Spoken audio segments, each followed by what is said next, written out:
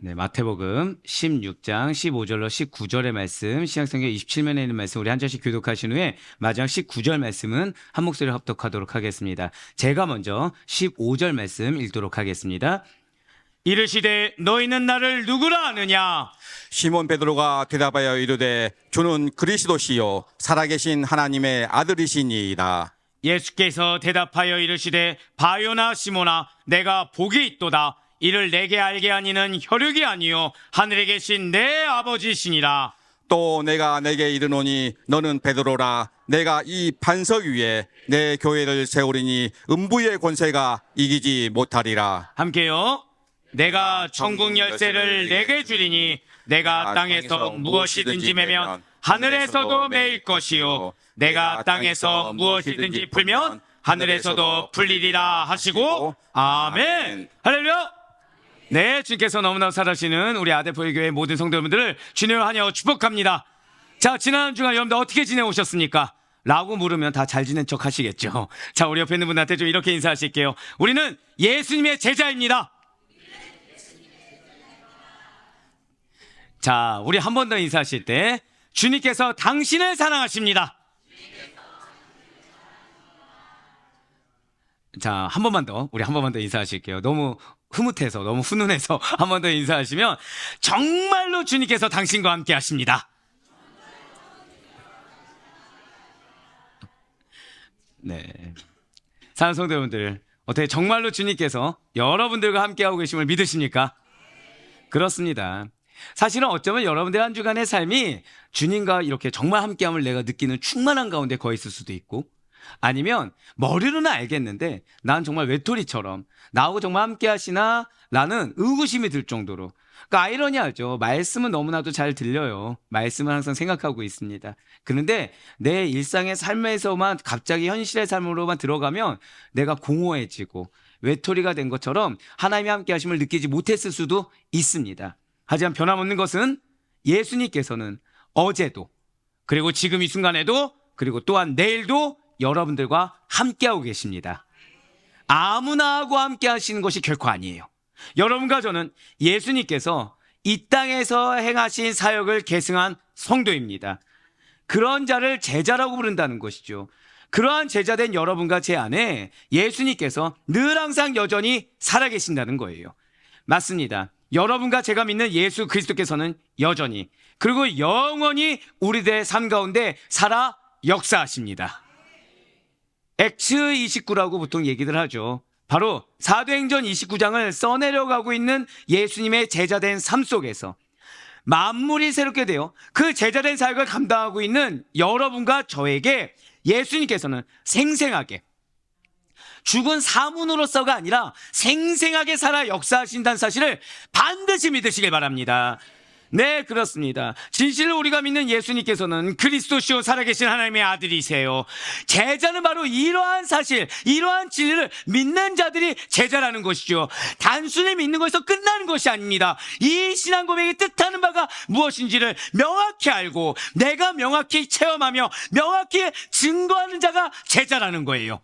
그래서 오늘 주님께서는 그렇게 제자된 여러분과 저에게 마태복음에서 예수 일타 시리즈 바로 16번째 시간으로 자, 절대 한번 더 고백하시겠습니다. 주는 그리스도. 네, 주는 그리스도라는 제목의 마태복음 16장 15절에서 19절 말씀을 허락해 주셨다는 것이죠. 왜 이겠습니까? 제자는 단순히 아는 것에서 끝나는 것이 아니라는 거예요. 제자는 이 신앙 고백이 삶이 된다는 것입니다. 제자의 신앙 고백된 삶이 어떠한 것인지를 여러분과 제가 생생히 누리고 한번 고백하실까요? 나에게 영향력이 있습니다. 그렇습니다. 여러분들로 인해 그리스도의 선한 영향력이 흘러넘치기를 간절히 원하고 계십니다. 자, 먼저 왜 우리가 바로 이 신앙 고백이 왜 중요한지 먼저 오늘 본문인 마태복음 16장 15절 말씀 먼저 보도록 하실게요. 이르시되 너희는 나를 누구라 하느냐? 아멘. 자, 지금 이 말씀 누가 하셨습니까? 예, 맞아요. 예수님께서 하셨습니다. 지금 예수님께서 누구에게 말씀하셨습니까? 누구에게 질문하신 거죠? 제자들이에요, 제자들. 좀 더 자신감이 있으셔도 됩니다. 제가 항상 드리는 말씀이 있죠. 양육 외에는 제가 설교 때 묻는 질문은 굉장히 심플해요. 예, 혹시 이걸까 하면은 그게 정답이십니다. 네. 예, 지금 예수님께서는 다른 누구가 아니라 한번 고백하실게요. 예수님의 제자들. 이게 중요해요. 이게 중요합니다. 이 질문을 누구에게 했느냐가 너무 중요하다는 거죠. 지금 예수님의 제자들에게 묻고 있어요. 그렇다고 한다면 이 질문은, 자, 여러분들의 정체성은 무엇이죠? 그리스도인. 또 무엇이죠? 감사합니다. 시간을 단축시켜 주셨네요. 제자입니다. 그렇기 때문에 이 질문은 오늘날 그리스도의 제자라고 불리우는 여러분과 저, 제자라는 정체성을 가지고 살아가는 여러분과 저 우리들에게 동일하게 하시는 질문이라는 거죠. 무엇이요? 너희는 나를 누구라 하느냐? 사랑하는 성도 여러분들, 과연 여러분들께서는 예수님을 누구라고 생각하고 계십니까? 여러분들에게 있어 예수님은 과연 어떤 존재이십니까? 여러분들의 지금의까지의 삶에 있어서 예수님은 어떠한 분으로 살아 계십니까? 잊지 마셔야 될 것이 있어요. 예수님께서는 세상 사람들이 당신 자신에 대해서 무엇이라고 평가하는지, 당신 자신을 어떻게 받아들이는지를 별로 궁금해하지 않으셨습니다. 놀랍게도 당신을 따르는 무리들의 생각 역시도 그렇게 중요하지 않으셨다는 거예요. 따라하시길 바랍니다. 예수님께서는 제자들에게 관심을 갖고 계십니다. 자, 두 번 더 할 거예요. 한 번 더 고백하실게요. 예수님께서는 제자들의 생각에 관심이 있으십니다. 자, 마지막입니다. 예수님께서는 제자들의 고백에 관심이 있으십니다. 자, 예수님께서 누구에 관심이 있다고요? 세상 사람들이 아니에요. 그냥 예수님의 어떠한 단면만을 보고, 아니 내가 생각하고 내가 원하는 예수상만을 바라고 따르는 무리들도 아닙니다. 제자된 여러분들에게 관심이 있으십니다. 그 제자들의 생각이 어떤지가 관심 있으시고 제자들의 고백이 관심 있으시다는 거예요. 자, 예수님이 어떤 분이시죠? 분명 모든 인류를 구원하시고자 모진 고통을 다 이겨내시고 십자가를 지고 죽으시사 다시 살아나신 예수님이십니다. 누구를 위해서요? 제자만을 위해서요? 아니요, 모든 인류를 위해서. 그런데 지금 우리가 방금 드린 고백은 좀 사뭇 달랐다는 거죠. 분명히 예수님께서는 모든 인류를 위해서 십자가를 지셨는데 그분의 관심은 누구에게 있다고요? 한 번 더 고백하시겠습니다. 제자들. 예, 맞아요. 그런데 왜 관심이 모든 인류가 아니라 제자들에게 지금 집중되어서 이 질문을 모든 인류가 아니라 제자들에게 하고 계신 것입니까? 잘 기억하시길 바라요. 관심이, 예수님의 관심이 제자들에게 집중되고 있는 이유는 이 제자들만이 예수님의 지상사역을 계승할 자들이기 때문이라는 것이죠. 사랑하는 성도 여러분들, 은혜 받길 원하십니까? 정말 말 그대로 축복받길 원하십니까? 내가 말하지 않아도 예수님께서 날 알아주길 원하십니까? 나의 상황을, 나도 모르는 상황까지도 주님께서 알아주시사 미리 대비해 주시고 나를 위한 여호와 이레가 무엇인지를 경험하길 정말 원하십니까? 주님으로부터, 아, 내가 이제 결단을 했으니까 나도 정말 제대로 한번 쓰임 받아보고 싶고 이전과는 다른 삶이 무엇인지 경험해보고 싶으십니까? 그렇다면 우리는 고백하실게요. 가장 먼저 제자가 되어야 합니다. 예, 맞아요. 예수님 관심을 누구에게 쏟는다고요? 제자에게 쏟는다고 했죠. 그럼 내가 은혜 받기 위해서는 내가 무엇부터 받아야 됩니까? 예수님의 관심부터 받아야 되겠죠. 예수님의 관심 어린 질문을 받을 수 있어야 되겠죠. 그럼 나는 먼저 제자가 되어야 된다는 거예요. 그것도 그냥 제자가 아닙니다. 나는 제자요 제자요 입으로만 얘기하는, 내 머릿속에서만 맴도는, 행동으로만 어떤 그냥 외식적으로만 보이는 그런 제자가 아니라 예수님의 지상사역을 계승한 제자로 살아가야 된다는 거예요. 왜 이겠습니까? 오늘 보면 마태복음 10장 15절 말씀을 다시 한 번 더 보실게요. 이르시되 너희는 나를 누구라 하느냐? 지금 이 질문을 예수님께서 누구에게 하셨다고요? 제자들에게 하셨죠. 언제 하셨습니까?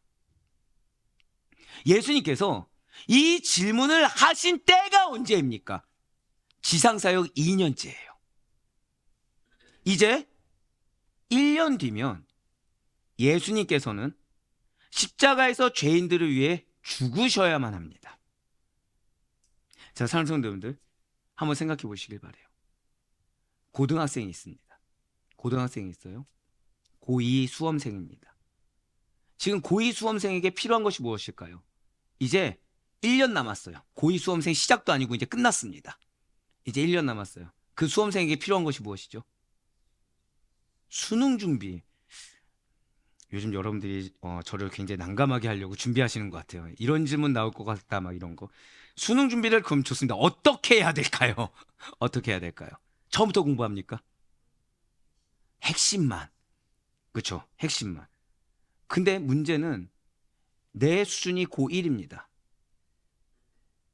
지금 내가 고2인데 내 수준이 고1이에요. 그럼 뭐부터 해야 되죠?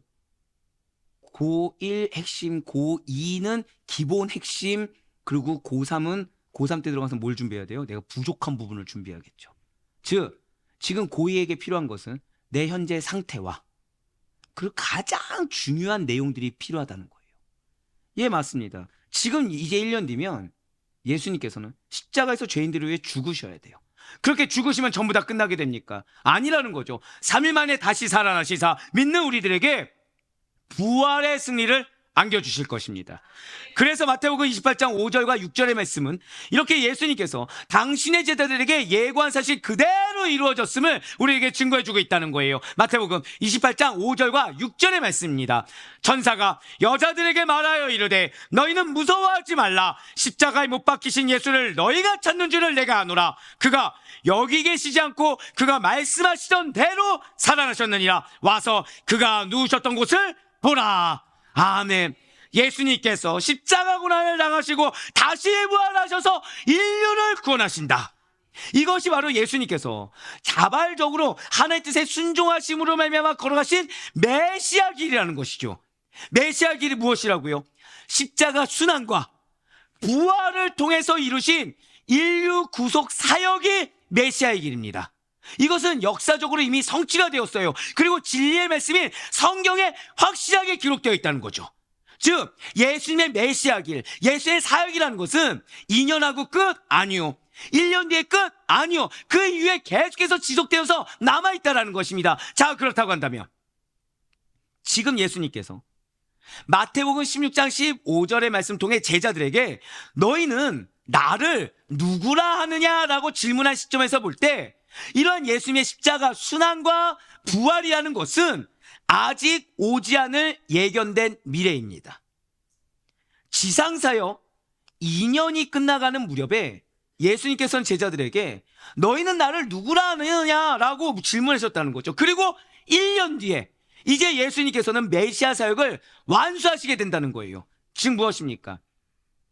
예수님께서 십자가를 지고 죽으시사 다시 살아나서 인류 구속 사역을 담당할 사역을 1년 앞두고, 이것은 다른 말로 하면 예수님께서 당신의 그 메시아의 길을 성취하시기 1년 전에, 그렇게 지금 아주 중요한 시점에 얼마 두지 않고, 지금 그 중요한 시점을 얼마 두지 않고 하신다는 질문이 하고 많은 질문 중에 여러 가지 중요한 질문들이 많을 수 있잖아요.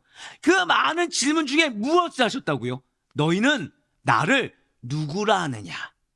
지금 그 중요한 시점에 선택하신 질문이 너희는 나를 누구라 하느냐, 이 질문을 선택하셨다는 거예요. 왜입니까?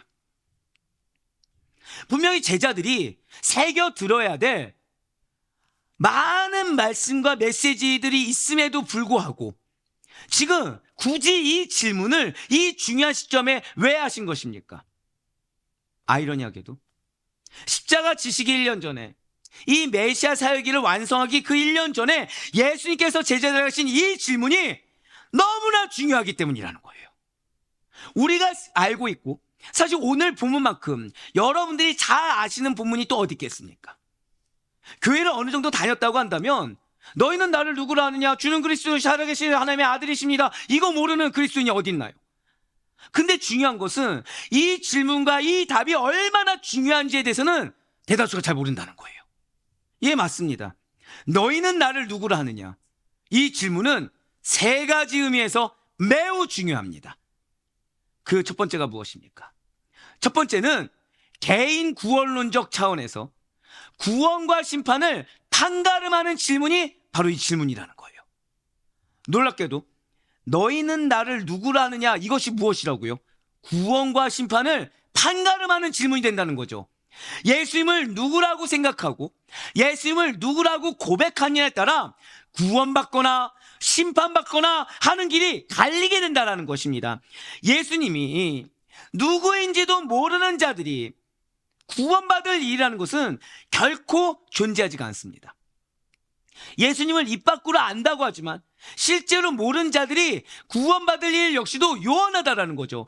예수님께서 누구신지에 대해서 진실로 알게 된다면 당연히 그분의 뜻을 행하고 그분의 뜻을 실천하며 살 수밖에 없다는 거예요. 그리고 그러한 자들이 반드시 구원을 완성하게 되는 것입니다. 예수님이 누구인지에 대해서 말로는 내뱉습니다. 하지만 예수의 제자로 살지 못해요. 왜요? 그분의 뜻이 무엇인지 제대로 모르기 때문에. 제자로 나아가지 못합니다. 왜요? 그분이 나에게 뭘 원하시는지 모르기 때문에. 그런 자들은 단지 무리에 지나지 않는다는 것이죠. 그렇기 때문에 그들에게는 신앙이 실제가 되지 않음으로 말미암아 고백하실게요. 신앙은 반드시 실제가 되어야 합니다. 내 신앙은 죽은 사문이 아니에요. 신앙은 그냥 말로 끝나는 것이 아닙니다. 신앙은 실제가 돼야 돼요. 제자는 신앙을 실제로 증거하는 자들입니다. 내가 증거자가 돼야 돼요. 예수 믿으세요. 이 말로 끝나는 것이 아니라는 거죠. 누가 봐도 그리스도인, 누가 보다 하나님께서 쓰시는 사람으로 증거가 되어야 된다는 것입니다. 예, 맞아요.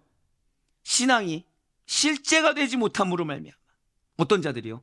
예수가 누군지 모르는 자들, 입 밖으로 내뱉지만 행함으로 실천하지 못한 자들은 신앙이 실제가 되지 못해서 구원이 아니라 심판만이 기다리고 있다는 거죠. 분명 예수님께서는 우리들에게 이렇게 경고하셨습니다. 마태복음 7장 21절의 말씀을 보도록 하시겠습니다. 나더러 주여 주여 하는 자마다 다 천국에 들어갈 것이 아니요 다만 하늘에 계신 내 아버지의 뜻대로 행하는 자라야 들어가리라. 아멘. 그렇습니다. 입술로 선포하는 것에서만 끝나는 것이 결코 아니라는 거예요. 아는 것에서만 끝나는 건 역시도 결코 아닙니다. 이전에 얘기했던 경험으로 만족하며 살아가는 거 역시 아닙니다. 과거의 영광과 과거의 망상에 취해 사는 것도 역시 아닙니다. 고백하실게요. 지금 예수님의 제자로 살아야 돼요. 지금 예수님께서 인정하셔야 되고, 지금 예수님께서 기뻐하셔야 되며, 지금 예수님께서 당신께서 우리를 신뢰하사 맡기신 그 귀한 사역을 단 한 걸음이라도, 단 1%라도 성취하며 나아갈 수가 있어야 된다는 것이죠. 예수님이 누구인지에 대해서 진정 아는 자들은 그렇게 살 수밖에 없다는 것입니다. 반드시 주님의 뜻을 행하며 살아갈 수밖에 없다는 사실을 절대 잊지 마시길 바라요. 자, 그렇다고 한다면 두 번째는 무엇입니까? 두 번째는 구속사적 차원에서 십자가 순환을 1년 앞두고 무엇을 계승한다고요? 예수님의 구속사역을 계승할 제자들의 중간평가와도 같은 질문이 너희는 나를 누구라 생각하느냐? 이 질문이 된다는 거죠. 진실로 예수님께서는 12제자를 부르셨습니다. 우리가 지난 금요철의 기도에 들으셨지만 그냥 부르신 것이 아니죠. 밤새 기도하셨어요. 밤새 기도하고 땀이 피가 되는 그 열심으로, 그 사랑으로 불러 선택해 주셨습니다.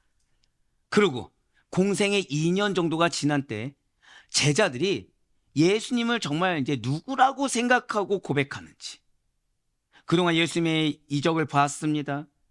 예수님의 가르침을 들었습니다. 실제 자신들이 나가서 사역을 행해봤습니다. 그렇게 2년이 지난 거예요. 이제는 그들이 신앙 상태가 어떤지, 그들이 예수님을 정말로 무엇이라 생각하고 무엇이라 고백하는지 중간평가, 즉 중간고사를 치르고 계시다는 것이죠. 지상사역을 마치신 3년 차에 십자가 순환과 부활시에 있을 기말고사, 즉 최후의 평가에서 모두 다 통과되기를 바라는 마음에 고백하실게요. 지금 나의 상태, 지금 나의 신앙 상태를 알길 원했다는 거예요.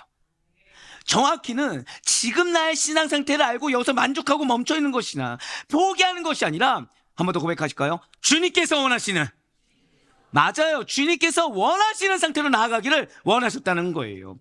바로 그것입니다.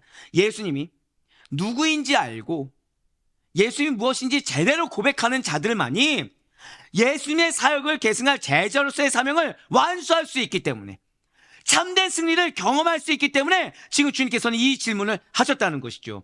그러면서 마태복음 16장 24절의 말씀 보도록 하시겠습니다. 이에 예수께서 제자들에게 이르시되 누구든지 나를 따라오려거든 자기를 부인하고 자기 십자가를 지고 나를 따를 것이니라. 아멘. 자, 지금 이 말씀이 지금 공생의 시작 전입니까? 아니면 지금 저에게 있는 중간고사 질문 다음입니까? 중간고사 질문 다음이죠. 진짜 제자도가 무엇인지 알려주신 거예요. 결국 그 질문에 대한 답을 놓지 않으면 죄송하지만 자기 부인 불가능합니다. 자기 십자가 지는 거 불가능합니다. 근데 문제가 있죠. 고백하실게요. 부르신 순간 믿고 맡기셨습니다. 맞아요. 부르신 순간 믿고 맡기셨거든요. 내가 멈춰 있더라도 주님께서 나를 향한 계획을, 나를 향한 경륜을 계속해서 운행하고 계세요. 즉 내가 여기에 있더라도 주님께서 내가 있을 상태가 여기라고 한다면 지금 이 길을 주님께서는 계속해서 이끌고 가고 계시다는 거예요. 그래서 지금 이 시점에 내가 여기 있는지, 내가 여기 있는지, 여기 있는지를 명백히 알아서 지금 이 위치에 놓여지기를 바라신다는 거예요. 왜요? 그래야 그 다음 스텝, 자기를 부인하고 자기 십자가를 지고 따를 수 있는 그 십자가에도 제자도를 걸어갈 수가 있거든요. 예, 맞습니다. 진실로 예수님에 대해서 진정으로 알고 그 뜻을 행하는 자들만이 자기를 부인하고 자기 십자가를 지므로 말미암아 예수님의 사역을 계승하는 그 제자도를 걸어갈 수가 있어요. 그 사명을 온전히 완수할 수 있다는 거죠. 그렇기 때문에 나의 현재 신앙 상태를 아는 것은 은혜입니다. 나의 현재 신앙 상태를 알고 그 신앙 상태 가운데 주님께서 나에게 무엇을 원하는지, 내가 원하든 원치 않든 그것을 아는 것 자체가 은혜라는 거예요. 주님은 그거를 깨닫길 원하시는 마음으로 바로 이 시점에 너희는 나를 누구라 하느냐, 그 질문을 던지셨다는 것이죠. 마지막 세 번째는 무엇입니까? 제자가 되기 위해 배우고 익히는 그 준비 기간을 거쳐서 본격적으로 제자로 인정을 받아 그 세 번째는 제자의 길을 걸어가는 첫 출발점이 되는 질문이라는 거예요.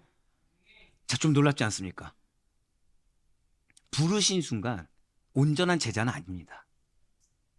물론 제자로 칭함을 받았죠. 부르심을 받았어요. 그렇지만 제자의 길을 걸어가는 건 다릅니다. 참된 제자도를 걸어가는 건 다르다는 거예요. 이전에는 제자가 되기 위해서 배우고 익히는 준비 기간을 거쳤을 뿐입니다. 근데 이제는 제대로 걸어갈 때가 됐다는 거예요. 사실 예수님께서 누구인지 알고 고백하기 전에도 많은 무리들이 예수님을 따라다녔습니다. 마치 사생팬들이 아이돌 우상을 따르듯이 예수님을 따르는 무리들은 제대로 된 신앙 고백이 아니라 자신들만의 방식으로 이해하고 아는 예수님상이 따로 있었다는 거예요. 즉, 좀 더 쉽게 말씀드릴까요? 예수님께 나를 맞추는 것이 아니라 내가 원하는 예수님 그림을 그려놓고서 이분은 이럴 거야, 이분은 이럴 거야, 이거를 가지고 따르고 있었다는 거죠.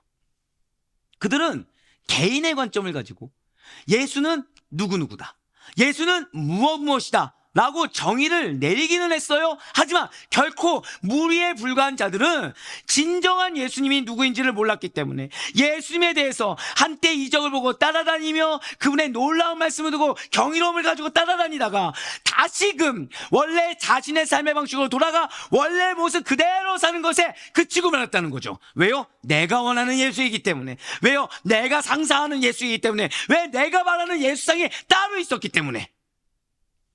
예수님께서 십자가에서 고난받으시고 다시 살아나시사 인류 구속사역을 완성하실 메시아다, 이 사실에 대해서 무리들은 몰랐다는 거예요. 메시아는 이렇게 해야지, 메시아는 이래야 돼, 내가 원하는 이 상을 가지고 따르니 그들에게 옛 가룟의 모습은 살아있을지언정 거듭나 하나님의 백성, 거듭나 하나님의 자녀라는 새로운 이름을 명망받을 수가 어찌 있었겠습니까? 그들은 불가능했다는 거예요. 하지만 그런 무리와 달리 제자들은 바르게 알고 있었다는 거죠. 우리는 좌충우돌하고 실패한 제자들의 모습만 생각하지만 제자들을 선택하신 주님의 그 사랑과 그 노력은 헛되지 않았다는 거예요. 제자들은 바르게 알고 있었습니다. 그렇습니다. 제자들은 예수님이 누구인지에 대해서 바르게 신앙 고백을 했어요. 그렇기 때문에 고난받으시고 부활 영광 얻으신 예수님의 제자로서의 제대로 된 그 멋진 첫 출발을 할 수가 있었다는 것이죠. 그래서 베드로는 이렇게 고백하고 있는 것입니다. 베드로전서 2장 21절의 말씀을 보도록 하시겠습니다. 이를 위하여 너희가 부르심을 받았으니 그리스도도 너희를 위하여 고난을 받으사 너희에게 본을 끼쳐 그 자취를 따라오게 하려 하셨느니라. 아멘. 그렇습니다. 베드로는 신앙 고백을 하고 주님께서 우리에게 뭘 원하시고 우리가 무엇을 따라가야지 진짜 제자고 진짜 성도인지를 알았어요. 그 고백이 뭐예요? 그 자취를 따라오게 하려고 하신 거. 예수님이 걸어가신 길을 그대로 걸어가게 하시는 거. 그것이 제자도라는 걸 알았다는 거예요. 사랑하는 성도 여러분들, 너희는 나를 누구로 하느냐? 이 질문은 굉장히 중요해요. 그냥 단순히 그치 주님이 그리스도지, 그치 주님이 구원자시지, 주님이 온 세상 만물의 주인이시지, 이렇게 천편일률적으로 대답할 수 있는 계제의 것이 결코 아닙니다. 이 질문은 우리 한 번 더 고백하실게요. 나의 상태를 주님 앞에 투영해 보여야 돼요. 나의 상태를 주님 앞에 투영해 보고 주님이 원하시는 뜻을 분별할 수 있어야 돼요. 이 질문은 구원과 심판을 판가름합니다. 내가 지금 무리인지, 내가 지금 제자인지, 내가 지금 무리도 안 되는지, 아니요 내가 그래도 감사하게도 제자로서 한 걸음이라도 내딛었는지, 그걸 판가름합니다. 예수님의 훈련을 받아온 제자들의 중간평가이자 제자로서의 사명을 감당할 첫 출발의 의미라면 중요한 질문이에요. 네, 그렇습니다. 너무나도 감사한 거는 아델포이 교회가 처음에 설립했을 때 주님께서는 여러분들에게 먼저 체험받아야 된다고 말씀하셨어요. 먼저 여러분들이 회복해야 된다고 말씀드렸습니다. 내가 지금 공고해 있는데 누구에게 은혜를 끼치느냐, 바로 이것이 골자였죠. 근데 오래 들으면서 바뀐 것이 있어요. 이미 채워졌다. 이미 채워졌기 때문에, 즉 신앙의 단계라는 거에 대해서 제가 얼마나 감사한지 몰라요. 즉 여러분들은 이제 통로로서 쓰임받게 된 것입니다. 예, 맞아요. 지금 예수님의 훈련을 받아온 제자들의 중간평가의 질문을 이들이 이때서야 받았던 것처럼 여러분들 역시 하나님께서 지금 묻고 계시다는 거죠.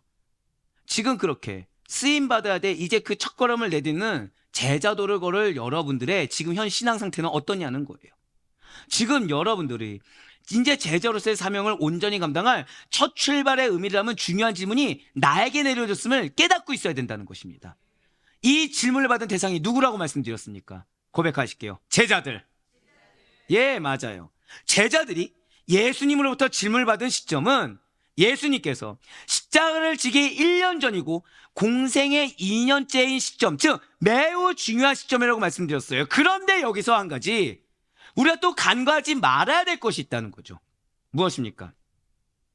지금 예수님이 누구에게 질문하셨다고요? 예, 맞아요. 바로 그거예요.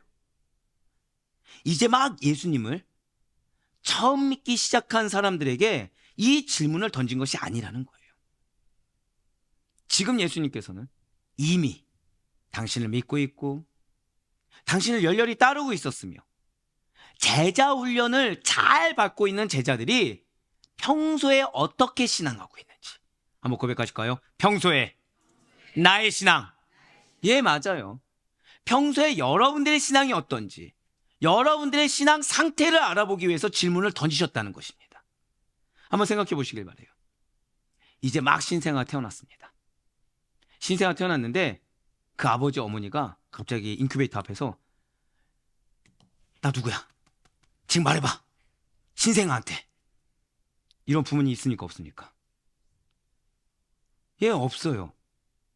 부모로서 자녀를 좀 먹이고 입히며 가르치신 다음에 아이가 어느 정도 성장한 시점에서, 그것도 적어도 눈앞에 있는 자들이 부모라는 인식을 가질 수 있을 때 물어본다는 거죠. 물론 그 이전에 자 엄마 해봐, 아빠 해봐 라고 부르기 연습이라는 걸 시킬 수는 있습니다. 하지만 아이가 엄마, 아빠라고 불렀다고 해서 부모님의 정체성, 부모님의 본질, 부모님 나에게 어떤 의미, 이런 것들을 온전히 깨달았다고 우리가 말할 수는 없다라는 것이죠. 마찬가지입니다. 예수님의 제자들이 예수님께서 하루 종일 기도하신 다음에 부름받은 그 순간 즉시로 예수님에 대해서 올바르게 안 것이 아니에요. 즉시로 예수님의 사명, 예수님이 우리에게 원하시는 바, 이걸 깨닫는 것이 결코 아니라는 거죠. 훈련 2년차가 되어서야 비로소 예수님께서는 인류 구속사역을 완수할 메시아시다라는 예수님의, 고백하실게요, 예수님의 정체성. 사랑하는 성도 여러분들, 제가 항상 드릴 말씀이 있죠. 성도는 죄송하지만 똑똑해야 됩니다. 뭐예요? 말씀을 알아야 돼요. 성도는 그냥 봉사만 열심히 한다고 해서 신앙이 좋아지는 게 결코 아닙니다. 헌금을 많이 했다고 해서 주님이 기뻐하신 것이 결코 아니에요. 죄송하지만 말씀을 아셔야 됩니다. 근데 이 알미, 이걸로 끝나는 것이 아니라는 걸 익히 잘 아실 거예요. 말씀을 알고 한번 고백하실까요? 체화해야 합니다. 예, 내 몸에 체화해야 돼요. 여러분들의 삶의 실제가 돼야 됩니다. 이런 훈련을 받을 수 있어야 된다는 거예요. 예, 맞아요. 예수님의 제자들을 보세요. 예수님에 대해서 알아갔습니다. 가르침을 받았습니다. 그리고 사역에 동참해 보았습니다. 그제서야 예수님께서 옆에서 친히 가르쳐 주셨는데도 몇 년 걸렸다고요? 2년이 걸렸어요. 근데 하물며 우리는 과연 여러분들이 2년 동안 모든 생계를 내팽겨치고 예수님 알기에 힘쓰신 적이 있으십니까? 없다는 거예요. 없다는 거예요. 그래서 죄송하지만 이 일주일에 한 번 드리는 예배라도, 새벽 기도회라도, 수요 예배라도, 금요 철야 기도회라도 우리가 전심전력을 다할 수 있어야 돼요. 왜요? 우리에게는 감사하게 성령님은 계시지만 우리가 예수님이 바로 옆에 있는 자들처럼 생활하지 않기 때문에 그 정도 결단과 그 정도 의지를 가지고 가지 않는 이상은 우리는 이 질문을 받을 자격이 있는지 의구심을 가질 수밖에 없다는 거죠. 훈련되어져야 됩니다. 훈련되어진다는 것은 삶의 연단의 과정을 거친다가 이게 훈련이 다가 아니에요. 가르침을 알아야 됩니다. 깨달음이 있어야 되고 몰랐던 사실을 알아야 되며 아는 것을 삶에 실천할 수 있어야 돼요.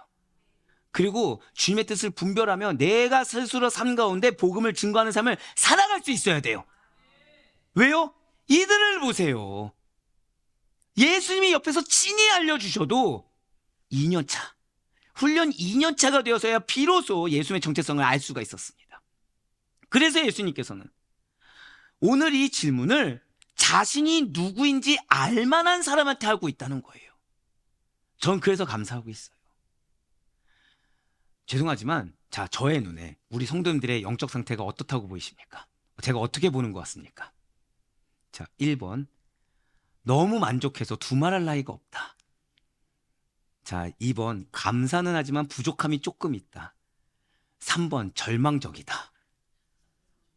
이런 겸손한 자들. 네, 저는 왜 부모님의 마음과 똑같다고 생각을 해요. 할 수만 있다면 우리 성도님들이 모든 공격에서 이겨내길 간절히 바랍니다. 또 이건 또 아멘이 바로 나오죠. 할 수만 있다면 여러분들로 인해서 진짜 역사가, 주의 역사가 곳곳마다 일어나게, 끝나지도 않았는데 아멘이 나오네요. 예, 정말 그러길 바라요. 근데 그런 목표와 기준으로 봤을 때 우리가 아직 갈 바가 멀다는 거죠. 근데 멀게 보이는 저의 눈에 오늘 메시지가 뭐예요? 하필 지금 다른 본문들도 있는데 오늘 이 본문을 허락해 주셨다는 거예요. 할렐루야. 왜요? 오늘 이 질문은 알만한 사람한테 한번 고백하실게요. 주님께서 나를 알만하다고 여기십니다. 그거예요. 이제 제자의 길을 걸어갈 만하다고 여기는 자들에게 하시는 질문이 오늘 질문이라는 거예요. 반드시 잊지 마시길 바라요. 예수님이 누구시다 라고 고백하는 것은 이제 막 예수님을 믿었습니다, 이 뜻이 결코 아닙니다. 즉 내가 고백했다고 해서 만족할 만한 것이 아니에요. 예수님을 믿고 있는 제자들의, 한 번 더 고백하실까요? 평소신앙을 대변하는 거예요. 즉 이 질문은 가볍게 주는 그리스도시요 이렇게 얘기할 수 있는 것이 아니에요. 자, 주님이 우리의 모든 것을 알고 계십니다. 우리의 마음을 감찰하시고 우리의 모든 상태를 알고 계십니다. 믿으십니까? 몰라서 물으시는 것이 아니에요. 내 신앙 상태를 솔직하게 고백하라는 거예요. 그리고 주님이 원하시는 수준에 도달하라는 거예요. 자, 이러한 예수님의 질문에 지금 누가 대답했습니까? 가룟 유다입니까? 되게 감사하고 있어요. 어제 새벽 1시 반까지 전화 받았어요. 은혜죠. 저는 이럴 때 보람을 느낍니다. 네. 그렇다고 해서 우리 목사님 1시 반에 전화해도 되나 보다 이러지 마시고 제발. 네네. 지금 다른 누구도 아닌 시몬 베드로예요. 지금 베드로는 주는 그리스도시요 살아계신 하나님의 아들이십니다 라고 답변했습니다. 이 말 뜻이 무엇일까요? 마태복음 16장 16절의 말씀입니다. 시몬 베드로가 대답하여 이르되 주는 그리스도시요 살아계신 하나님의 아들이시니이다. 아멘. 지금 베드로는 예수 그리스도의 메시아로서의 정체성을 바르게 알고 아주 정확하게 고백했습니다. 그리스도는 헬라어입니다. 그리고 메시아는 히브리어입니다. 좀 어려운 질문을 드려볼게요. 자, 사과는 한국어로 무엇입니까? 너무 탁월하시네요. 사과는 한국어로 사과입니다. 영어는 무엇일까요? 지금 약간 거슬리게 들렸어요. apple. 네. 약간 거슬리게 들렸어요. 네, 누구라고 탓하진 않겠습니다. 예, 맞죠. 예, 애플이 영어입니다. 그냥 이렇게 콩글리시 해주세요. 그냥 애플이 영어죠. 하지만 그 뜻은 같습니까? 다릅니까? 뭐 애플이라 하든 애플이라 하든 똑같이 뜻은 동일합니다. 마찬가지로 그리스도와 메시아는 같은 것을 지칭하는 단어라는 거예요. 그렇다면 그리스도와 메시아는 무엇을 말을 하고 있는 것일까요? 그리스도와 메시아가 말하는 뜻은 무엇입니까? 고백하실게요. 기름 부음 받은 자. 예, 맞아요. 진실로 예수님께서는 베드로의 신앙 고백처럼 하나님의 기름 부음을 받으신 분으로서 자발적으로 십자가를 지고 죽으실 뿐만 아니라 다시 살아나셔서 인류 구속을 성취하실 분이십니다. 그렇습니다. 하나님의 기름 부음을 예수님께서 받으셨어요. 그게 무엇이죠? 하나님의 권능, 그분의 지위, 그분의 권리, 그분의 영예, 그분의 능력을 받아 하나님의 일을 하실 참 구원자가 예수 그리스도시라는 거예요. 예, 맞습니다. 진실로 예수님께서는 살아계신 하나님의 독생자 아들이시며 완전한 인간의 몸을 입고 오신 완전하신 하나님이시에요. 이 진리를 누가 깨닫게 하십니까? 이 진리를 어느 누가 깨달을 수 있단 말입니까? 이 진리를 깨달을 수 있는 것은 바로 하나님 덕분이에요. 오직 하나님의 은혜의 선물인 믿음으로만이 예수님이 하나님이시다, 예수님이 그리스도시다라는 것을 온전히 알 수 있다는 것이죠. 분명 예수님께서는 마치 베드로처럼 예수님이 메시아심을 알고 그분의 구속사역을 계승할 제자들로 구성된 교회를 세우시겠다라고 약속해 주셨습니다. 오늘 보면 마태복음 16장 17절과 18절의 말씀 보시길 바라요. 예수께서 대답하여 이르시되 바요나 시몬아 내가 복이 있도다. 이를 내게 알게 하니는 혈육이 아니요 하늘에 계신 내 아버지시니라. 또 내가 내게 이르노니 너는 베드로라. 내가 이 반석 위에 내 교회를 세우리니 음부의 권세가 이기지 못하리라. 아멘.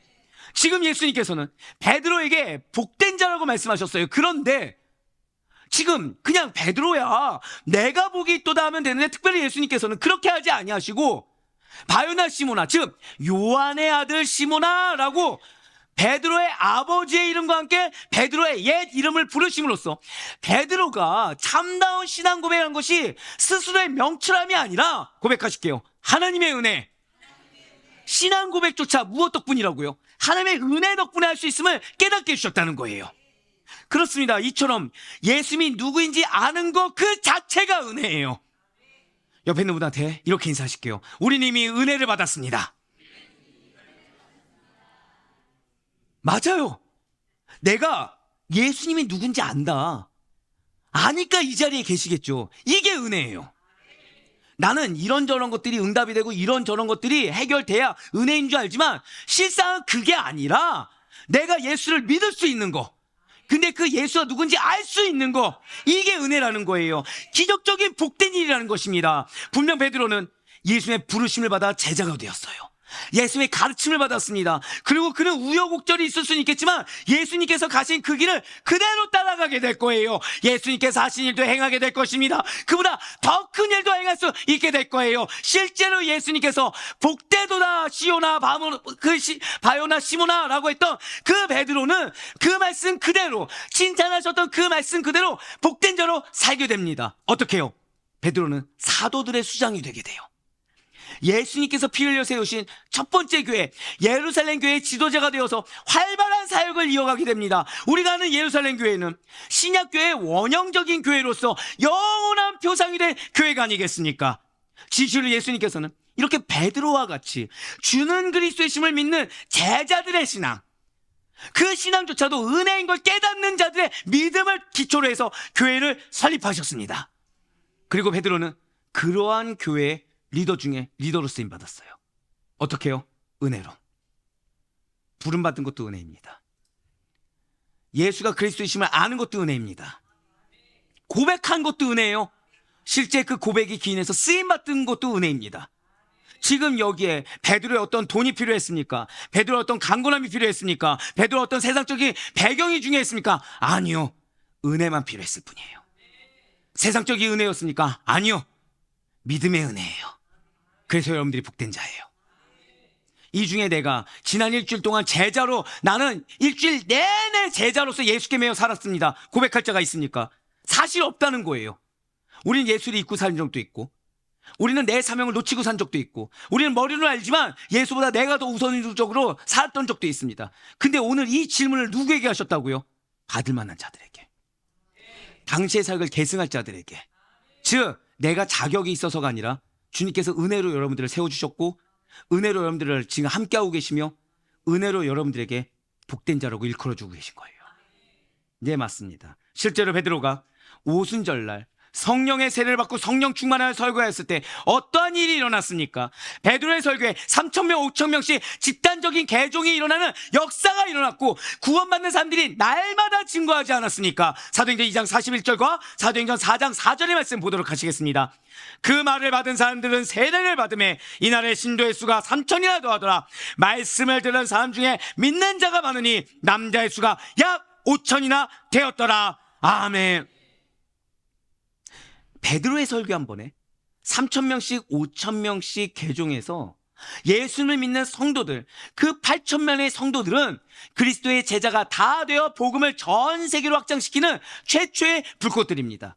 그리고 오늘 이 자리에서 하나님께 예배드리는 저와 여러분 역시도 고백하실 거예요. 나 역시도 성령의 불꽃을 태우는 권능의 제자입니다. 바로 그거예요. 여러분과 저 역시도 최초의 불꽃들과 같은 사명을 감당할 그리스도의 제자요, 방금 고백했던 대로 성령의 불꽃을 태우는 권능의 사람, 권능의 제자는 사실을 반드시 기억하시길 바라요. 맞습니다. 주님께서는 여러분들에게 무기력한 삶을 주고자 하시는 것이 아니에요. 지금 주님께서는 여러분들에게 걱정과 근심과 염려의 늪 가운데 빠져 있는 것을 원치 않으십니다. 지금 주님께서는 늘 항상 여러분들이 활활 타오르길 원하세요. 늘 항상 성령의 불꽃으로, 늘 항상 성령의 충만하신 가운데 그분의 권능이 무엇인지를 경험할 수 있는 능력의 제자가 되기를 원하신다는 거죠. 이걸 뭘로 할 수 있는 것입니까? 은혜라는 거예요. 믿음이라는 거예요. 베드로에게 지금 필요한 것이 무엇이었습니까? 다른 거 아니죠. 믿음의 고백이 필요했어요. 여러분들의 현재 신앙 상태가 어떻습니까? 알고 고백하는 게 은혜입니다. 숨기려고 하는 건 저주예요. 알고 고백해서 주님께 다시 한 번 더 결단으로 나아가는 것이 은혜이고, 그것이 내 삶 가운데 주님의 관심을 받게 하는 길, 그것이 내 삶 가운데 은혜가 실제가 되게 하는 길, 그게 내 삶 가운데 은혜의 증거를 보게 하는 지름길이라는 것이죠. 진실로 우리의 예수 그리스도께서는 죽음의 권세를 이기시고 부활하신 그 권능으로 저와 여러분들을 끝까지 지켜주십니다. 지금도 살아계신 하나님의 아들 예수 그리스도께서는 교회의 영속성을 보장해 주시고 제자된 여러분과 저의 번영과 영생을 보장해 주심을 믿으시길 바라겠습니다. 할렐루야. 맞아요. 주님은 여러분들의 가정에게 영생을 주길 원하십니다. 여러분들의 가족 구성원 모두에게 번영을 안겨주길 원하신다는 거예요. 여러분들의 가정이 낙심한 상태, 분리된 상태, 그리고 계속해서 어려움이 있는, 어려움의 질문의 늪 가운데, 죄악의 늪 가운데 빠진 것을 원치 않으시사 모두 다 구원받기를 원하시고, 그 가운데 그리스도의 번영이 무엇인지를 경험하기를 원하신다라는 거예요. 이제 마지막으로 한번 그것이 무엇인지 오늘 본문이 마태복음 16장 19절 말씀 보도록 하시겠습니다. 우리 마태복음 16장 19절 말씀 나에게 주시는 말씀으로 알고 다 같이 읽도록 하겠습니다. 시작. 내가 천국 열쇠를 내게 주리니 내가 땅에서 무엇이든지 매면 하늘에서도 매일 것이요 내가 땅에서 무엇이든지 풀면 하늘에서도 풀리리라 하시고 아멘. 단언할 수 있는데요, 오늘 본문은 많은 그리스도인들이 알고 있으면서 사실 이것이 얼마나 중요하고 얼마나 깊이 있고 얼마나 은혜가 되는지를 제대로 체감하지 못하는 부분 중에 하나라고 전 말씀드릴 수가 있을 것 같아요. 바로 이거예요. 지금 예수께서는 누구에게 이 말씀하셨습니까? 아니에요. 베드로예요. 신앙 고백한 베드로입니다. 묻어갔던 자가 아니에요.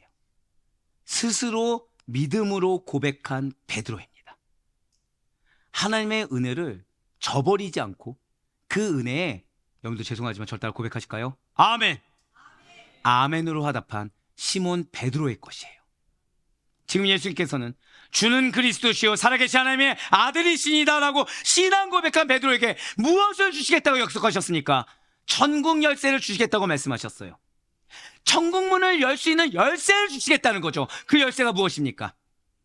그 열쇠가 무엇이라고 생각하십니까? 그 열쇠는 다름 아닌 복음이에요. 복음이 무엇이죠? 복음이 무엇입니까? 맞아요. 예수 그리스도의 죽으심과 부활하심이에요. 주는 그리스도십니다. 살아계신 하나님의 아들이십니다 라고 신앙하고 있는 베드로는 예수님께서 걸어가실 메시아 길, 즉 십자가의 순환과 부활로 성취할 인류 구속사역을 아는 자로서, 그걸 믿는 자로서 그 복음을 맡은 자요, 그 복음을 전할 사명을 완수할 제자로 지금 인정받았습니다. 자, 그렇다고 한다면 그 인정받아서 그에게 무엇을 주셨다고요? 천국 문을 열 열쇠. 그렇다면 땅과 하늘에서 매이고 푼다라는 것은 무엇입니까? 이거는 좀 명확하게 하시면 은혜가 더 충만하실 거예요. 먼저 매고 푼다라는 것은 유대인들의 일상적인 대화에서 어떠한 의미를, 이 매고 푼다라는 것이 어떠한 의미를 취하고 있는지를 살펴보면 우리가 쉽게 이해할 수 있다는 거죠. 유대인들은 맨다라는 단어를, 고백하실까요? 금지. 네, 맨다라는 단어를 뭐에 쓰고 있다고요? 금지를 뜻하는 것으로 씁니다. 그리고 푼다라는 단어는 한 번 더 고백하실게요. 허락. 네, 맞습니다. 허락을 뜻하는 것으로 사용하고 있다는 거죠. 맨다는 것은 금지하는 것, 푼다는 것은 허락하는 것으로 쓰이고 있다는 거예요. 즉 불법적인 일을 가르치거나 선포하는 일은 매는 것이고, 합법적인 일을 가르치거나 선포하는 것은 푸는 것입니다. 즉 이에 따라 보면 예수님의 제자들은 천국문을 열 자들입니다. 즉 예수님의 제자들에게 무슨 능력이 있는 거예요? 한 번 더 고백하실까요? 천국문을 여는 능력. 네, 맞습니다. 좀 더 쉽게 말씀드리면 예수님의 제자들이 어떻게 하느냐에 따라서 천국문이 열릴 수도 있고 천국문이 닫힐 수도 있겠죠. 즉 좀 더 쉽게 말씀드릴까요? 제자인 여러분들이 어떻게 하느냐에 따라서 여러분들이 속해 있는 곳이 천국이 임할 수도 있고 천국이 닫혀질 수도 있다는 것입니다. 예수님의 제자들은 천국 열쇠인 복음을 선포하는 자들로서 무엇이 불법이고 무엇이 합법인지를 진리의 말씀을 기준으로 하여, 기준이 무엇이라고요? 진리의 말씀, 성경 말씀을 기준으로 해서 사람들을 가르치고 그 말씀을 스스로 먼저 실천함으로 이 땅에 천국이 임하게 하고 천국의 문으로서의 교회가 감당할 천국 복음 증거의 사명을 잘 수행할 수가 있다는 것이죠. 한 번 더 고백하실까요? 나에게 달렸습니다. 여러분들에게 달려있어요. 여러분들에 속해 있는 곳에 천국이 임할 것인지 아니면 천국이 닫힐 것인지는 여러분들에게 달려있습니다. 기준은 무엇이라고요? 말씀이에요. 내 생각, 내 판단이 아닙니다. 약속의 말씀 하나 붙들고 나왔던 요셉이 어떠한 은혜를 받았는지 우리가 다 알고 있지 않습니까? 맞아요. 기준은 말씀이에요. 이 말씀을 따라 여러분들이 무엇을 가르치고 무엇을 지키게 해야 되죠? 복음을 가르치고 복음을 지키게 하였을 때, 그것을 여러분들이 먼저 실천했을 때 그것에 반드시 천국이 임하는 것입니다. 여러분들의 가정, 여러분들 속해 있는 곳에 천국이 임하길 원하십니까? 더 이상 괴로움과 문제의 늪이 아니라, 지옥이 아니라 정말 모든 문제가 해결되고 묶인 것이, 얽힌 것이 다 풀리며 천국이 무엇인지 경험하길 원하십니까? 여러분들이 먼저 삶으로 복음을 실천해야 돼요. 여러분들의 삶의 기준이 내가 아니라 말씀이셔야 돼요. 가르치기 이전에 본이 되셔야 됩니다. 그런데 이걸로 매고 푼다는 뜻이 끝나는 것이 아니에요. 두 번째로, 땅과 하늘에서 매이고 푼다라는 것의 또 다른 이해는 율법사들이 두루마리로 되어 있는 책이 보관된 상자에 열쇠를 쥐고 이 두루마리의 책에 실을 답니다. 그래서 그 실로 책을 열고 풀었다라는 것에 착안해서 생각해 볼 수 있다는 거예요. 즉 다른 것이 아니에요. 지금 예수님께서는 필요할 때, 한번 고백하실까요? 필요할 때, 이게 중요하죠.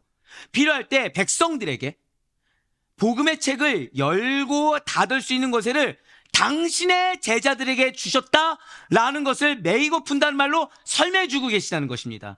결국 본문 19절이 의미하는 바가 무엇이겠습니까? 다시 한번 더 보실게요. 내가 천국 열쇠를 내게 주리니 내가 땅에서 무엇인지 매며 하늘에서도 매일 것이요 내가 땅에서 무엇인지 풀며 하늘에서도 풀리라 하시고 아멘. 진실로 베드로는 천국 열쇠인 복음을 맡은 자로서 천국 문을 열 수도 있고 천국 문을 닫을 수 있는 중차대한 임무를 수행하게 되는 거라는 거예요. 좀 더 쉽게 말씀드릴까요? 주님은 여러분들이 속해 있는 곳에 천국이 임하길 원하고 계십니다. 주님은 여러분들이 속해 있는 그 공동체, 가정이 되었든 직장이 되었든 교회가 되었든 어느 공동체가 되었든 한번 고백하실게요.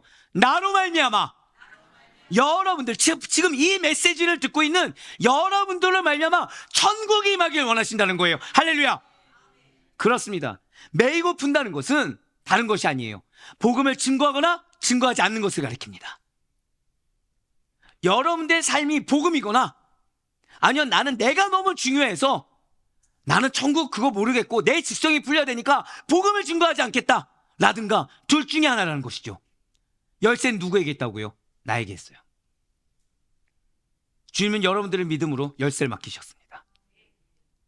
맡겼을 때는 결과를 예배해 두셨어요. 지금 나에게는 너무 허다한 문제들이 있어서 나에게 천국 문을 열 열쇠가 있다는 것조차 인지할 수 없겠지만 그런 나의 상태와 별개로 주님께서는 여러분들을 믿으시고 여러분들을 사랑하셔서 질문해 주셨어요. 너희는 나를 누구라 하느냐? 이미 그 대답도 기대하고 계세요. 주는 그리스도시요 살아계신 하나님의 아들이시니이다. 그 고백을 듣기를 왜 원하신다고요? 당신을 위해서도 아니에요. 여러분들을 위해서. 여러분들의 가정에 천국이 임하길 간절히 소망합니다. 여러분들 속해 있는 공동체에 예수 그리스도를 믿는 믿음으로 말미암아 그 복음의 천국이 열리길 간절히 소망합니다. 맞습니다. 복음을 맡은 그리스도의 제자들이 복음을 증거하지 않고 인간적인 것, 세상적인 것, 땅에 매여 살게 되면 길 잃은 영혼들이 들어갈 천국문이 닫혀지게 될 것이요. 복음을 맡은 그리스도의 제자들이 내가 중요하지 않아요. 복음이 중요합니다. 예수가 중요합니다. 그래서 복음을 증거하여 땅에 매이지 않고 사람에 매이지 않고 물질에 매이지 않고 세상에 매이지 않고 살게 되면 길 잃은 영혼들이 들어갈 천국문이 열리게 될 것입니다. 그러니 이 오늘 본문 19절의 말씀을 인본주의적으로 완벽하게 잘못 해석해서 하나님 중심으로 살면 하나님께서 은혜 주셔서 땅에서도 잘 풀리고 누구나 다 떵떵거리며 호의호식하면서 명예롭게 잘 살 수 있을 것이라고 엉뚱하게 받아들여서는 결코 안 된다는 거예요. 마태복음 16장 19절이 여러분과 저에게 가르치고 있고 시사하는 바, 정확히는 이제 제자도를 걸어갈 제자들에게 가르치고 시사하는 바는 어디까지나 바로 이거예요. 복을 맡은 제자들이 천국의 문이 되는 교회에 모여서 할 일은 부지런히 복음을 증거해서 천국 문이 여러분들로 하여금 닫힌 일이 없도록 해야 된다. 제자로서 천국 문이 열려야 되는 것이지, 제자라고 말해놓고 성도라고 말해놓고 천국 문을 닫히는, 고백하실까요? 삶을 살아서는 안 됩니다. 그거예요. 예수 아니요. 말이 아니라 삶이 돼야 됩니다. 내 머리로 하는 예수 아니요. 삶이 돼야 됩니다. 내 삶 가운데 천국이 임한다는데 이런 약속을 누가 줄 수 있습니까? 그 약속을 믿어야지 내 능력으로 천국이 임하든가요? 아니요. 지금 주님께서는 답답한 우리들을 답답해하지 아니하시고 지금 뭐라 약속하셨죠? 좀 더 쉽게 말씀드릴까요? 여러분들이 지금 당연히 누려야 될 건 천국이라는 거예요. 여러분들의 가정, 여러분들의 직장, 여러분들 공동체는 당연히 여러분들로 인해서 천국을 경험해야 됩니다. 근데 그걸 경험하지 못한 게 너무 안타까우신 거예요. 그래서 뭘 돌아보라고요? 지금 뭐가 문제인지 따지지 말라는 거예요. 누가 문제인지 따지지 말라는 거예요. 한 번 더 고백하실까요? 나의 신앙의 상태. 여기서부터 시작하라는 거예요. 여기서부터 시작하라는 겁니다. 그래서 내가 마땅히 누려야 될 걸 누리라는 거예요. 그래서 사도 바울이 우리에게 이렇게 권면하고 이렇게 선포하고 있는 것입니다. 고린도전서 15장 2절부터 4절까지의 말씀입니다. 너희가 만일 내가 전한 그 말을 굳게 지키고 헛되이 믿지 아니하였으면 그로 말미암아 구원을 받으리라. 내가 받은 것을 먼저 너희에게 전하였노니 이는 성경대로 그리스도께서 우리 죄를 위하여 죽으시고 장사 지낸 바 되셨다가 성경대로 사흘 만에 다시 살아나사. 아멘. 지금 바울은 성경대로 나는 죽고 예수로 살고 나는 죽고 말씀으로 산 것을 전했어요. 거기엔 구원이 임했습니다. 거기엔 천국이 임했어요. 사랑하는 아데포의 성도 여러분들, 주는 그리스도이심을 알고 믿는 이 베드로 같은 제자가 바로 이 자리에 하나님께 예배드리는 것을 허락받은 여러분들이라는 사실을 반드시 기억하시길 바라요. 여러분들의 현재 모습이 지금 중요하지 않고 지금 주님께서 뭘 말씀하셨어요? 너의 신앙 상태를 알아. 너가 알아야 돼. 그래야 내가 천국이 임하는 열쇠를 너에게 맡길 수가 있어라고 얘기하시는 거예요. 우리 중에 내가 살고 있는 처소가 천국이 되는 걸 싫다고 할 자가 누가 있겠습니까? 다 원하지 않습니까? 더 이상 이 문제의 늪에서 해결되길 원하지 않습니까? 이 해결되지 않는 감정의 소용돌이와 죄짐에서 해결되는 걸 원치 않으십니까? 그래서 주님은 지금 자꾸 딴 데를 바라보고 있는 우리를 안타까이 여기시사 너의 신앙 상태를 봐야 돼. 지금 얘기해 주고 계신 거예요. 근데 이 얘기해 주실 때 혹시 내 이 질문에 상처받으면 어떡하지? 이런 걱정을 하신 것이 아니라 한 번 더 고백하실게요. 나를 신뢰하고 계십니다. 맞아요. 여러분들 신뢰하고 계세요. 반드시 당신의 복음의 사역을 맡을 자로 쓰임받을 걸 신뢰하고 계십니다. 이러한 주님의 기대에 우리가 배신을 했어야 되겠습니까? 이러한 주님의 기대에 가롯을 포기하지 못해가지고 우리가 그분의 마음에 상처를 줬어야 되겠습니까? 우리가 고백할 건 딱 하나밖에 없어요. 아멘. 아멘. 믿음밖에 없어요. 베드로와 같이 신실한 그리스도의 제자된 여러분들이 모인 우리 아델포의 교회야말로 복되고 귀한 교회임을 믿으시길 바라요. 그것은 아델포의 교회라는 이름이 귀한 게 아닙니다. 아델포의 교회가 있는 이 공간이 귀한 것이 결코 아니에요. 죄송하지만 오직 예수님만이 거룩하신 하나님의 뜻에 따라 메시아로서의 인류 구속 사역을 성취하시는 분이시다라는 것을 신앙하고 고백하는 자들, 오직 복음이 전부된 자들, 오직 복음이 삶이 되는 제자된 여러분들의 모임이기 때문에 우리 주님께서는 아델포의 교회를 복되고 귀한 교회로 삼아주시고 인정해 주시는 것입니다. 고백하실까요? 내가 중요합니다. 여러분들이 너무 중요해요. 여러분들의 신앙이 중요합니다. 이전과는 다른 발전하고 성숙한 신앙이 너무나도 중요해요. 너희는 나를 누구로 아느냐? 너희는 나를 누구로 아느냐? 이 질문을 받을 수 있는 자격이 있다는 것도 은혜입니다. 이 질문에 주는 그리스도시라고 아멘이라고 고백할 수 있는 것도 은혜입니다. 그러니 질문을 받을 자격이 주어진 자에 합당하게 천국 열쇠인 복음을 부지런히 증거하시길 바라요. 나에게 허락된 것은 천국이지 죄짐이자 지옥이 아니란 사실을 제발 잊지 마시길 바랍니다. 주님이 천국 문을 열 수 있는 열쇠를 주었는데 왜 엉뚱한 데서 허당을 하는 것입니까? 이 땅에 길 잃은 많은 영혼들이 예수님을 우리와 같이 믿고 고백함으로 천국에 들어갈 수 있도록 누구든 부정적이고 불법적인 것에 매이게 하는 자가 아니라 긍정적이고 합법적인 것으로 고백하실게요. 나로 말미암아 풀리게 될 것입니다. 나로 말미암아 살아가게 될 것입니다. 할렐루야. 그런 도구로 쓰임받을 수 있는 우리가 되길 간절히 소망합니다. 진실로 우리들은 예수님을 온전히 믿지 못하고 죄라는 불치병, 인간의 악함이라는 불치병에 걸린 자들이 복음으로 치유함 받아 참 자유를 되찾도록 부지런히 주님께 매여 쓰임받을 수 있는 풀어주는 자, 한 번 더 고백하실까요? 나는 풀어주는 자입니다. 그렇게 복음을 전하는 자가 되길 바라요. 아니, 이미 그렇게 여러분들의 입술과 삶으로 쓰임받고 계시는 줄 믿으시길 바랍니다. 우리는 묶는 자가 아니에요. 우리는 얽히는 자가 아닙니다. 우리는 풀어주는 자요, 우리는 천국이 임하게 하는 자입니다. 그의 바라고 꺼넣기는 무지와 욕심, 저주와 병고에 묶인 자들을 풀어주는 귀한 권세와 능력이 이미 복음에, 이미 여러분들에게 있음을 알고 믿으시는 가운데 주는 그리스도의 심을 날마다 증거하시는 귀하고 복된 제자의 삶을 살아가는 우리가 될 수 있기를.